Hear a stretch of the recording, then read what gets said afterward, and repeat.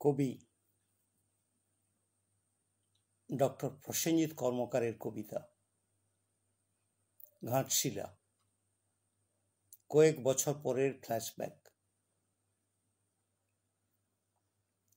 স্মৃতির পাতায় জেগে ওঠে সেই সোনালি দুপুর। ঘাটশিলার পথে হেঁটে চলি, আপন মনে সুর। সবুজ পাহাড় ছুঁয়ে নেমে আসে মেঘের ছায়া। স্বপ্নময় এক শহর যেন প্রকৃতির মায়া। শাল পিয়ালের ছায়া পড়ে নদীর বুকেতে, সুবর্ণরেখা ঢেউ খেলে সোনালি রোদেতে। শিশির ভেজা পথে দেখি পাহাড়ি ছোট্ট গ্রাম, পাহাড়ের কোলে হারিয়ে যাওয়া মাধবী এক দাম।